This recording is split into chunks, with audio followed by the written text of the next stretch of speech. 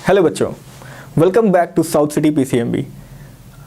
मैं निखिल श्रीवास्तव, आपका फिजिक्स का मेंटोर। आज मैं आपको क्लास 10th की फिजिक्स का टर्म 2 का सिलेबस स्टार्ट करने वाला हूँ।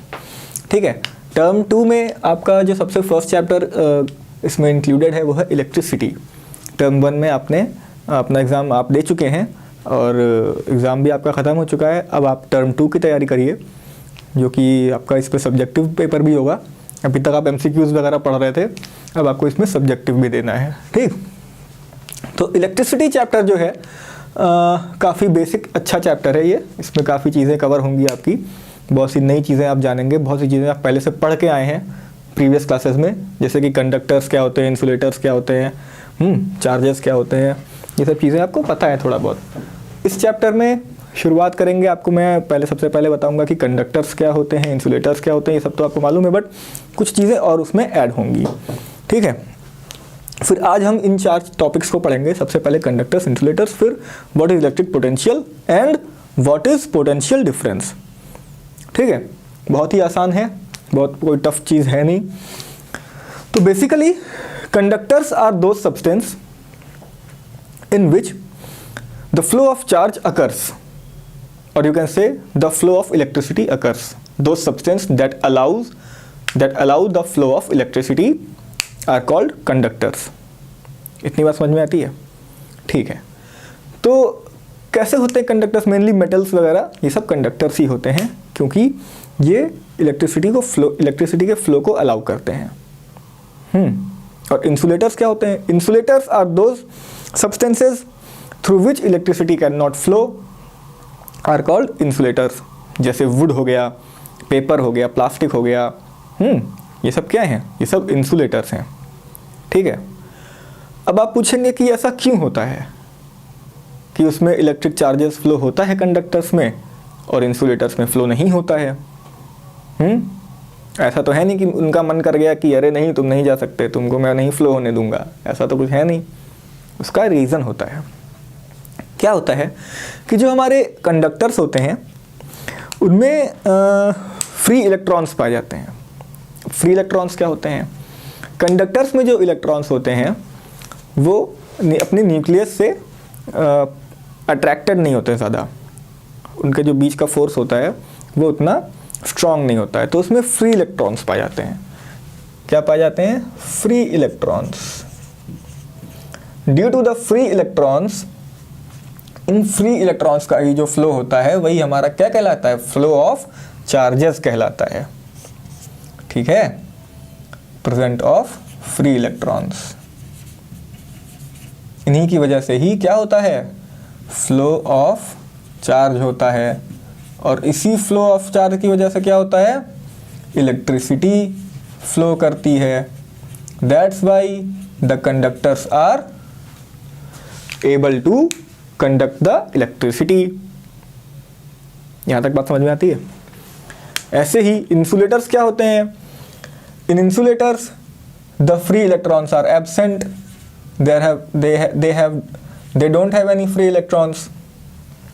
Free electrons are absent, so there is no flow of electricity in insulators. ठीक है, यहां तक बात समझ में आई? ठीक, now the free electrons in the substance makes the charge to flow. यहां तक बात आपको आई? ठीक है, the presence of free electron substance makes it a conductor of electricity, means the presence of free electrons in a substance make it a conductor of electricity. ठीक है, insulators में क्या बताया मैंने कि इंसुलेटर्स में जो इलेक्ट्रॉन्स होते हैं वो स्ट्रांगली हेल्ड होते हैं, इस वजह से वो फ्लो नहीं करते हैं। ठीक है, और स्ट्रांगली हेल्ड किससे होते हैं? न्यूक्लियस से होते हैं। ठीक, चलिए, तो जब उसमें फ्री इलेक्ट्रॉन होंगे ही नहीं तब वो उनके एटम्स मूव ही नहीं करेंगे, और जब एटम्स नहीं मूव करेंगे तो इलेक्ट्रिसिटी का फ्लो होगा ही नहीं। ठीक, अब इलेक्ट्रिसिटी भी 2 तरह की बेसिकली होती है। एक होती है स्टैटिक इलेक्ट्रिसिटी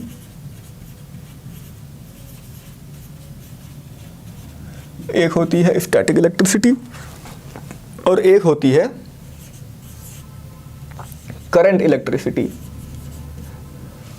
अभी कोई कह देता कि डायनेमिक इलेक्ट्रिसिटी स्टैटिक है तो लोग उसका अपोजिट डायनेमिक ही बोल देते हैं, बट द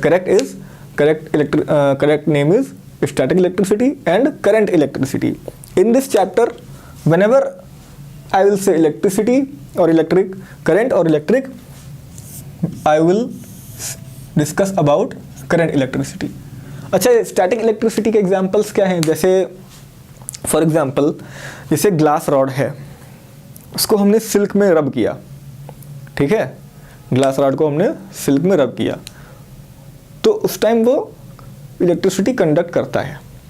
ऐसे ही थंडरस्टॉर्म जो होता है, लाइटनिंग होती है, लाइटनिंग इन अवर स्काई, इन अवर सराउंडिंग्स, एटमॉस्फेयर में जो लाइटनिंग होती है वो भी किसका एग्जांपल है? स्टैटिक इलेक्ट्रिसिटी का एग्जांपल है, ठीक है। स्टैटिक इलेक्ट्रिसिटी में ये दो चीज़ें हैं, मीन्स जो इलेक्ट्रॉन्स होते हैं वो रेस्ट में होते हैं, वो चल नहीं होते हैं, वो चलते हुए, वो अपने मोशन में नहीं होते हैं। क्या होता है स्टैटिक इलेक्ट्रिसिटी में? Electrons are at rest position, ठीक। एग्जाम्पल क्या बताया मैंने? ग्लास रॉड वाला बताया। अगर ग्लास रॉड को सिल्क में रब करिए तो वो कंडक्टर हो जाता है। लाइटनिंग जो होती है, लाइटनिंग होती है हमारे सराउंडिंग में, वो भी किसका एग्जाम्पल है? स्टैटिक इलेक्ट्रिसिटी का एग्जाम्पल है। करंट इलेक्ट्रिसिटी क्या होती है? करंट इलेक्ट्रिसिटी में electrons are in motion, electrons are in motion in current electricity. So basically when we talk about electricity, we are generally talking about current electricity. We are generally talking about current electricity. ठीक है? Now moving on to our next topic. Next topic is electric potential. क्या होती है electric potential? क्या होती है electric potential? जब कोई unit positive charge, when a small unit positive charge, समझिए कोई एक स्मॉल यूनिट पॉजिटिव चार्ज है ये, और ये आपकी इलेक्ट्रिक फील्ड है। ये हटाइए, डायग्राम ही हटा देता हूँ, ऐसे ही समझाए तो समझ जाएंगे आप। एक यूनिट पॉजिटिव चार्ज है, ठीक। अगर उसे इलेक्ट्रिक फील्ड में रखा जाए, अ unit positive charge, late us suppose a unit positive charge is in electric field, so it will उसे एक फोर्स एक्सर्ट करेंगे, जो दूसरे पॉजिटिव चार्ज होंगे वो उसे एक फोर्स एक्सर्ट करेंगे। तो उस फोर्स के अगेंस्ट जब वो वर्क करेगा, टू मूव करने के लिए उस फोर्स के अगेंस्ट उसे वर्क डन करना पड़ेगा। कुछ क्या करना पड़ेगा? कुछ वर्क करना पड़ेगा, ठीक है। तो उसी वर्क डन को हम बोलते हैं electric potential against the repulsive force of other charges, ठीक है। यहां तक समझ में आता है आपको? तो अगर कोई पूछे कि इलेक्ट्रिक पोटेंशियल क्या होता है, तो उसको आप डिफाइन कैसे करेंगे? अगर कोई पूछे आपसे कि इलेक्ट्रिक पोटेंशियल क्या होता है, तो उसे आप डिफाइन कैसे करेंगे? तो क्या होता है इलेक्ट्रिक पोटेंशियल? इलेक्ट्रिक पोटेंशियल जब भी हम बात करते हैं तो किसी पॉइंट की बात करते हैं, means electric potential at any point. So to define electric potential we can say that electric potential at any point या at a point is the work done by a unit positive charge to move from infinity to that point. मतलब infinity से उस point पर आने के लिए उस electric charge को कितना वर्क करना पड़ा, उसे हम बोलते हैं इलेक्ट्रिक पोटेंशियल, ठीक। अब इसकी यूनिट क्या होती है? इसकी यूनिट होती है वोल्ट, V भी लिख देते हैं इसको, ठीक है। क्या लिखते हैं? V, कैपिटल V, ठीक। अब जब इलेक्ट्रिक पोटेंशियल आया तो इससे एक और नया टर्म बन के आता है क्या आता है? Potential difference. वो मैं आपको इसमें अभी नेक्स्ट बताऊंगा क्या होता है। नेक्स्ट टॉपिक आपकी है पोटेंशियल डिफरेंस, ठीक है। एक चीज़ और, अगर आपसे कोई पूछे कि इलेक्ट्रिक पोटेंशियल ऑफ 1 वोल्ट का क्या मतलब होता है, तो आप क्या बताएंगे? तो इलेक्ट्रिक पोटेंशियल की डेफिनेशन क्या थी? The work done by a unit positive charge to move from infinity to that point, ठीक। तो 1 वोल्ट इलेक्ट्रिक पोटेंशियल की डेफिनेशन क्या होगी? 1 वोल्ट इलेक्ट्रिक पोटेंशियल की डेफिनेशन क्या होगी? द वर्क, अच्छा जो चार्ज होता है उसको क्या यूनिट होती है? कूलॉम्ब होती है। क्या होती है? कूलॉम्ब होती है। और वर्क डन की क्या होती है? जूल होती है। क्या होती है? जूल होती है, ठीक है। तो how can we define the 1 volt of electric potential?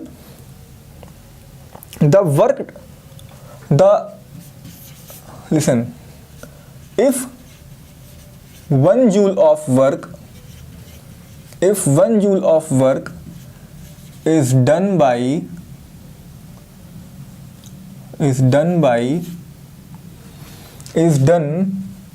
to bring 1 coulomb of charge, if 1 joule of work is done to bring 1 coulomb of charge from infinity to that point, is called 1 volt of electric potential, ठीक है। ये काफ़ी important है आपके लिए, इसको आप याद रखेंगे, ठीक। हाँ, now we will study potential difference. What is potential difference? Potential difference एक ऐसा टर्म है जो आपको अभी आगे यही पढ़ना ही है, आगे पूरा इस चैप्टर में इलेक्ट्रिसिटी में पोटेंशियल डिफरेंस के ही बारे में पढ़ना है आपको, ठीक है। Potential difference means the difference of potential at any 2 points is called potential difference. इसी पोटेंशियल डिफरेंस की वजह से इलेक्ट्रिसिटी हमारी जनरेट होती है, हमारे चार्ज मूव करते हैं, ठीक है। Let us suppose there are 2 points, both have some electric potential, ठीक है। The difference between 2 points in an electric circuit, amount of work in moving a unit charge from, okay, so what will be the electric potential difference between them? तो unit charge को इस point से दूसरे point तक आने में जितना work done करना पड़ेगा उसको बोलेंगे हम लोग पोटेंशियल डिफरेंस। क्या बोलेंगे? पोटेंशियल डिफरेंस बोलेंगे। यूनिट चार्ज को एक पॉइंट से दूसरे पॉइंट पर आने में जितना वर्क डन करना पड़ेगा उसे हम बोलेंगे क्या? Potential difference. और मैथमेटिकली उसे कैसे एक्सप्रेस कर सकते हैं? Potential difference is equal to work done upon quantity of charge moved, okay. अब इसकी यूनिट क्या होती है? इसकी यूनिट वोल्ट होती है। डिनोट कैसे करते हैं? कैपिटल V से करते हैं। इसको और क्या बोल सकते हैं? वोल्टेज भी बोल सकते हैं। क्या बोल सकते हैं? वोल्टेज भी बोल सकते हैं, ठीक। वर्क डन की यूनिट क्या होती है? जूल होती है, ठीक है। एंड चार्ज की यूनिट क्या होती है? कूलॉम्ब होती है। तो इससे क्या पता चला कि पोटेंशियल डिफरेंस की जो यूनिट होती है it can also be joule पर कूलॉम्ब और जूल इंटू कूलॉम्ब इनवर्स और वोल्ट और वोल्टेज, ठीक है। This is potential difference. इतनी बात समझ में आती है? इसी पोटेंशियल डिफरेंस की वजह से ही सर्किट में करंट फ्लो करता है, ठीक है। मतलब चार्ज जो है, कोई 2 पॉइंट है इलेक्ट्रिक सर्किट में, आपके इलेक्ट्रिक फील्ड में 2 पॉइंट हैं, दोनों का इलेक्ट्रिक पोटेंशियल डिफरेंस है, उनके बीच में इलेक्ट्रिक पोटेंशियल का क्या है? डिफरेंस है। तो जो हमारे चार्ज होते हैं वो 1 पॉइंट से दूसरे पॉइंट पे मूव करते हैं, तो इलेक्ट्रिसिटी की फ्लो होती रहती है, ठीक। अब पता कैसे करेंगे किसी सर्किट में पोटेंशियल डिफरेंस पता कैसे करेंगे? How do we find potential difference in a circuit? अच्छा, एक चीज और बताना भूल गया मैं। 1 वोल्ट ऑफ पोटेंशियल डिफरेंस का मतलब क्या होगा? 1 वोल्ट ऑफ पोटेंशियल डिफरेंस का मतलब क्या होगा? when 1 joule of work is done to move 1 coulomb charge from one point to another is called 1 volt of potential difference। ठीक, इसी को क्या बोल लेंगे हम लोग? 1 जूल पर कूलॉम और 1 जूल इंटू कूलॉम इनवर्स और 1 वोल्ट।